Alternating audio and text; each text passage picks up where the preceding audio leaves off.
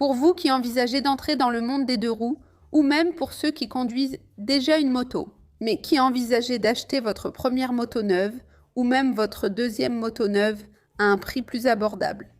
Aujourd'hui, je vais vous présenter une liste de motos très intéressantes, qui coûtent jusqu'à 25 000 raies et qui valent vraiment le coup, maintenant, en 2025. Je suis Amanda Pagliari, voici la chaîne moto la plus charmante du Brésil et aujourd'hui je vais vous présenter une liste de quelques motos neuves qui coûtent autour de 25 000 raies en fait, en dessous de 25 000 raies. Alors, n'oubliez pas de liker la vidéo, abonnez-vous à la chaîne pour ne rater aucune vidéo, d'accord ? D'ailleurs, si vous mettez beaucoup de likes sur cette vidéo et que vous la partagez beaucoup, je ferai une liste similaire à celle-ci, mais avec des motos d'occasion, des motos semi-neuves pour ceux qui ont le même budget. 1000 raies à investir et qui veulent une moto, peut-être même un peu meilleure, ou d'une catégorie supérieure. Donc, je compte sur votre like et votre partage. Et la première recommandation est la Bajaj Dominar 250. Au cas où vous ne connaîtriez pas Bajaj, c'est une marque indienne qui existe depuis 80 ans sur le marché et qui est présente dans plus de 100 pays. Le Brésil est actuellement l'un de ses principaux marchés cibles. La marque y est arrivée en 2022 et l'année dernière, elle a ouvert sa propre usine à Manaus, la première en dehors de l'Inde. Maintenant que vous en savez un peu plus sur Bajaj, parlons de la Dominar 250. Cette moto a été lancée ici l'année dernière, en 2024, et elle se distingue à plusieurs égards. Le principal atout, c'est son prix, qui est actuellement de 23 000 raies, et c'est pratiquement le même montant que des motos de plus petite cylindrée, ce que nous verrons un peu plus loin dans la vidéo. Un autre point qui attire beaucoup l'attention sur la Dominar 250, c'est sa puissance. Elle est équipée d'un moteur qui atteint 27 chevaux et 2,3 kgfm de couple. Juste pour te donner une idée, la CB300 CB300F de Honda, qui est une moto que tout le monde connaît davantage, a une puissance maximale de 24,7 chevaux et un couple de 2,6 kg force-mètre. C'est-à-dire que la Dominar perd un petit peu en couple et en poids, mais en revanche, elle a 3 chevaux de plus. Même en ayant 50 cm3 de moins, c'est intéressant. La Dominar reste quand même très complète. Elle complète la 300F de Honda avec ABS sur les deux roues, une boîte 6 vitesses et une fourche inversée, rare dans cette catégorie. Et son principal inconvénient, c'est que même si les magasins se développent très rapidement ici dans notre pays, le nombre de concessionnaires reste bien inférieur à celui de marques comme Honda, qui est la plus grande de toutes, et aussi Yamaha. Donc, si vous habitez loin des grands centres, cela peut poser quelques problèmes. Mais Bajaj est en train de s'étendre, vous voyez ? D'ailleurs, le groupe Carreira possède des magasins à Manaus, à Brasilia, et il a ouvert son premier à São Paulo, et continue de s'étendre de plus en plus. Donc, si vous voulez mieux connaître Bajaj, faire un essai routier et même vous renseigner sur le consortio, mon conseil est d'aller dans l'un des magasins Carreira Bajaj. Parce que les abonnés de la chaîne ont des avantages comme un financement différencié. Ils acceptent votre moto d'occasion comme partie du paiement et même le paiement en plusieurs fois par carte de crédit. Vous gagnez même quelques miles, regardez comme c'est bien. Téléphone, adresse à l'écran, et aussi dans la description de cette vidéo, il y a une vidéo d'évaluation complète de la Dominar 250. Je vais laisser le lien ici dans la fiche et aussi dans la description, allez la regarder après. La deuxième moto de la liste est la XRE 190 de Honda. C'est une moto trail pour ceux qui cherchent une moto à utiliser aussi bien sur les chemins qu'en ville. C'est une moto plus confortable, même pour les personnes plus grandes et aussi pour ceux qui vont l'utiliser en ville, d'accord ? Surtout si l'on prend en compte l'état de l'asphalte ici au Brésil. Et elle a une suspension avec un débattement plus long, ce qui aide aussi bien sur les routes dégradées qu'en dehors de la route.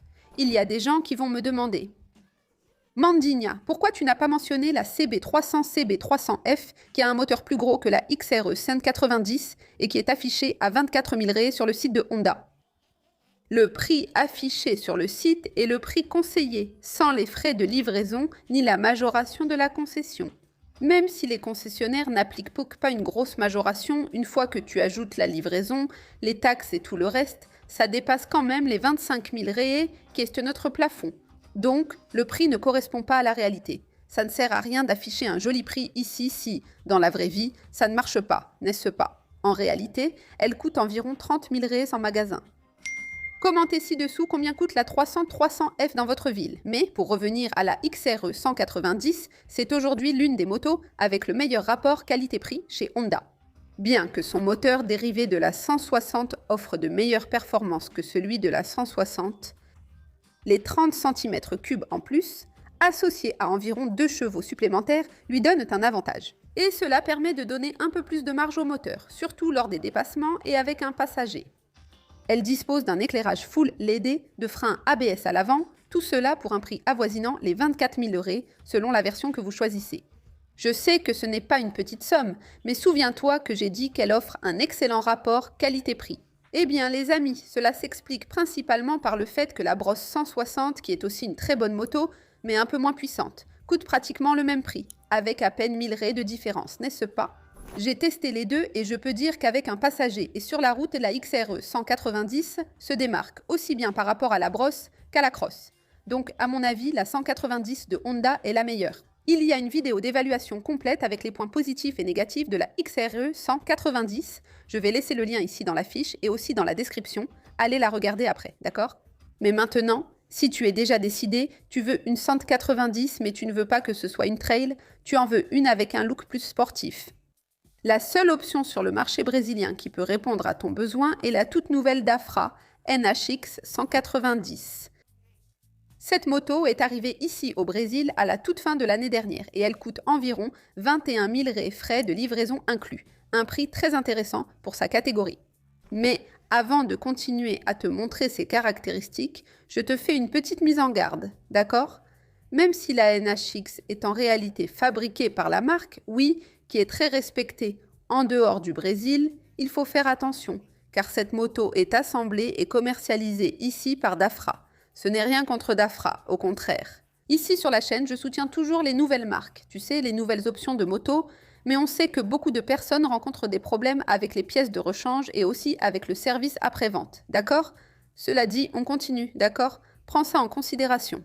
La NHX a un look très moderne et dispose d'un éclairage full LED, en plus de l'ABS sur les deux roues, ce qui est un excellent point en matière de sécurité.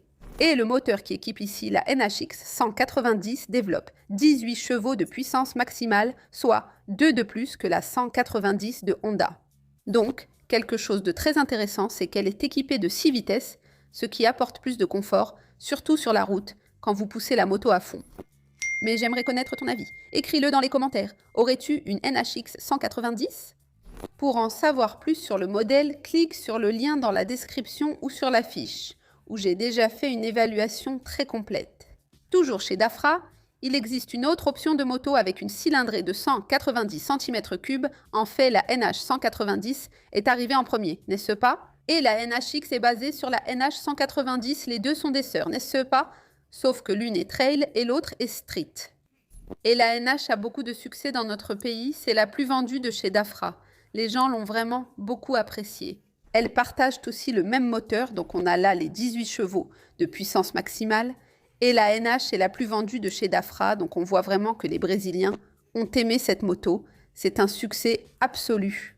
Donc j'ai trouvé ça très intéressant. On a l'option street et aussi trail pour ceux qui le souhaitent. Elle est aussi équipée, bien sûr, d'un éclairage full LED de 6 vitesses et vous la trouvez en magasin aux alentours de 22 000 € Souvenez-vous, d'accord? Mon avertissement pour la NHX s'applique aussi à la NH pour le service après-vente et tout le reste. À vidéo des deux, de la NHX 190 et aussi de la NH 190 avec une évaluation très complète, n'est-ce pas? Points positifs et négatifs. Le lien est sur la fiche et dans la description. Pour la prochaine de la liste, j'ai décidé de choisir une Yamaha et ça pourrait être la FZ25 puisque c'est une excellente moto et qu'elle a déjà un moteur reconnu depuis 20 ans, n'est-ce pas? Le même moteur fatigué est reconnu depuis 20 ans, mais dans le cas de la FZ25, il se passe la même chose qu'avec la 300F de Honda. Dans le catalogue sur le site, elle est en dessous de 25 000 € mais quand on ajoute le transport et tout le reste, n'est-ce pas? Là, ça dépasse notre budget, notre enveloppe. Donc, à sa place, j'ai décidé de mettre la R15 qui, même si c'est une 155 cm3, elle a des performances, tu vois, très proche de la FZ25, n'est-ce pas? Qui est une 250. Cela arrive parce que la R15 a été conçue comme une mini sportive et c'est pour ça qu'elle a un moteur qui monte beaucoup plus dans les tours. En plus, elle a un refroidissement liquide. Sans compter le VVA qui est un système de commande de soupape variable, ce qui donne un peu plus de souffle et d'agilité au moteur. En conséquence, elle développe 18,8 chevaux de puissance maximale. ce qui en fait une 155 plus puissante que toutes les 160 et 190 que nous avons au Brésil. La R15 est parfaite pour celles qui veulent débuter en caréné sans trop dépenser, car elle coûte environ 24 000 réais en magasin. Quand je parle de la R15, ces valeurs sont une moyenne et peuvent varier selon ta région. On sait aussi que la R3 est bien plus chère. La Ninja 300 aussi de Kawasaki. Le point auquel tu dois faire attention avec la R15, c'est qu'elle a un entretien un peu plus cher qu'une 150 classique. C'est parce que son moteur a plus de technologie embarquée, donc comme elle a des composants de meilleure qualité, certaines pièces coûtent un peu plus cher. Mais ce n'est pas le cas de toutes les pièces, d'accord? Et celles qui sont plus chères, ce n'est pas non plus exagéré, d'accord? Par rapport aux motos plus courantes qu'on connaît, tu vois? C'est juste pour que tu ne penses pas que c'est comme une 150 ou comme une Factor par exemple, ce n'est pas le cas. Mais maintenant, si tu fais partie de ceux qui n'aiment vraiment pas les motos carénées, qui n'ont pas le dos pour piloter dans une position allongée, n'est-ce pas?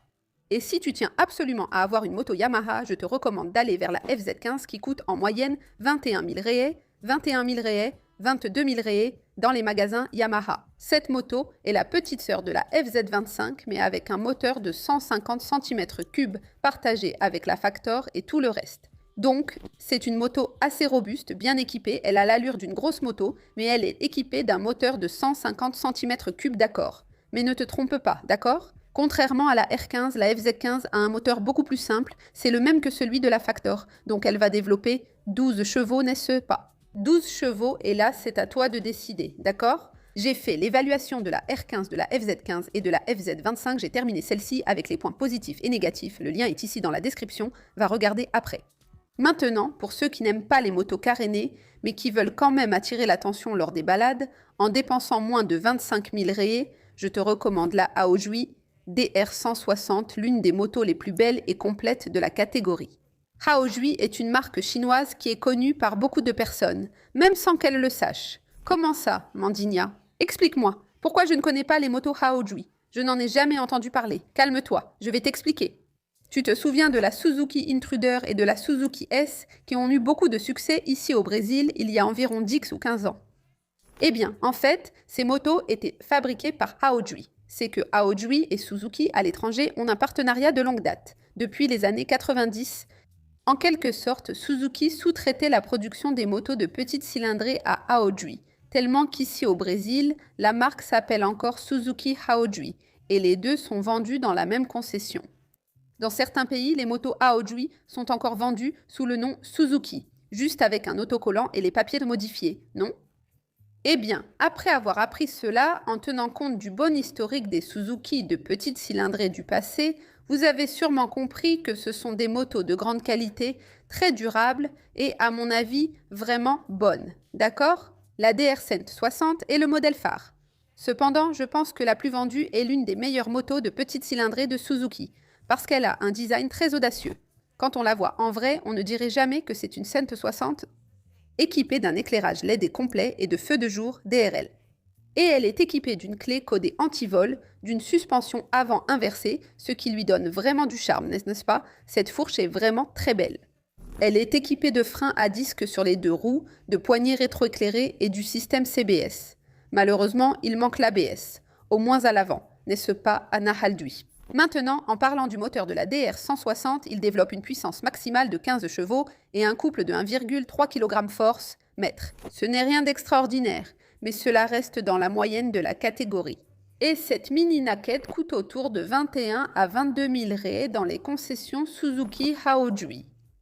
Et le principal facteur qui peut peser dans votre choix, c'est peut-être les pièces de rechange, d'accord? Non seulement le délai, mais aussi le prix, qui est un peu élevé. Donc, ça vaut la peine de vous renseigner avant d'acheter pour ne pas avoir de mauvaises surprises.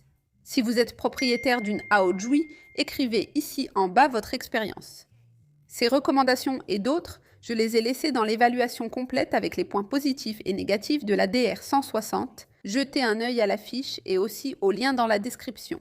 Une autre option de moto chinoise très intéressante que nous avons sur le marché est la Shinerai 250F, qui a été lancée à la toute fin de l'année dernière. La 250F a un prix public conseillé de 22 590 réais. Et si vous avez la chance d'habiter près d'une concession d'usine de Shinrai, c'est exactement ce montant que vous allez payer pour elle, d'accord? Même les frais de livraison ne sont pas facturés chez ce concessionnaire. Et il y a même certaines concessions Shinrai qui facturent un prix bien supérieur au prix conseillé. Mais je tiens à le souligner ici. La 250 a été lancée il y a très peu de temps, donc on ne sait pas encore quel problème elle pourrait avoir, n'est-ce pas? Est-ce que le moteur sera durable? Est-ce que les pièces ne vont pas se détacher en cours de route? Est-ce que la 250-250F vaut le coup? Eh bien, seul le temps nous le dira. Puisque dans le passé, malheureusement, la marque n'a pas eu un bon historique à ce sujet, que ce soit pour le service après-vente ou la durabilité des pièces. De plus, on ne sait jamais quand la moto sera retirée du marché, n'est-ce pas? La Worker a été lancée il y a peu de temps, et après de nombreuses plaintes concernant le manque de pièces sur les forums de propriétaires, Shinrai a retiré la Worker du marché. Autrement dit, ceux qui ont acheté se sont fait avoir, car la revente était déjà mauvaise, n'est-ce pas? Et maintenant qu'elle n'est plus produite et qu'il n'y a pas de pièces, la personne s'est vraiment fait avoir. Je connais aussi une personne qui a eu des problèmes avec sa 250-250F et Shinrai a même échangé la moto, sans dire quel était le problème. Mais bon, n'est-ce pas? Il doit bien y avoir des gens satisfaits de leur Shinrai. Si vous êtes un heureux propriétaire de Shinrai, manifestez-vous ici dans les commentaires. J'aimerais connaître votre avis. Eh bien, les amis, la 250 se distingue car c'est une moto très complète, d'accord? Une moto qui possède l'ABS sur les deux roues, une prise USB pour charger le téléphone portable, une suspension inversée à l'avant et le moteur attire l'attention, car il s'agit d'un moteur de 250 cm3 avec une puissance maximale de 27,9 chevaux. Il parvient ainsi à être plus puissant que la 300F de Honda, n'est-ce pas? Il perd juste un peu en couple. Et même si tu n'aimes pas, on ne peut pas nier que le look de la 250F attire l'attention partout où elle passe, n'est-ce pas? Surtout à cause de son avant très agressif, et elle dispose aussi d'un éclairage 100% LED, y compris les clignotants. Il n'y a pas de vidéo d'évaluation d'elle sur la chaîne, car la marque Shinrai n'a jamais répondu à mes messages, que ce soit par email, WhatsApp ou Instagram. Est-ce qu'ils ont peur des évaluations sincères d'Amandinia? Je ne sais pas. Ici, sur la chaîne Motoplay, quand je fais une évaluation complète avec les points positifs et négatifs, je suis toujours impartiale et je ne reste jamais indécise. Vous pouvez me faire confiance. Si vous avez aimé la vidéo, laissez un like et partagez-la avec vos amis. Laissez aussi vos suggestions pour d'autres listes dans les commentaires ci-dessous et je les ferai pour vous. Si vous pensez qu'il manque une moto neuve à moins de 25 000 raies dans la vidéo, indiquez-le ci-dessous. Peut-être que je ferai une suite. Commentez aussi quelle moto vous voulez voir dans la vidéo que je vais faire sur les motos d'occasion, semi-neuves, jusqu'à 25 000 raies. Écrivez ici votre préféré. N'oubliez pas de laisser un like et de vous abonner à la chaîne si vous n'êtes pas encore abonné. Ici en haut, j'ai laissé une vidéo très sympa pour vous et ici en bas, j'en ai laissé une autre dont je suis sûre que vous allez aimer. Si vous voulez devenir membre ici de la chaîne Motoplay, devenez membre car vous n'aurez que des avantages. Contenu exclusif en avant-première, fond d'écran, calendrier d'Amandinia et bien plus encore. À la prochaine. Bisous moto.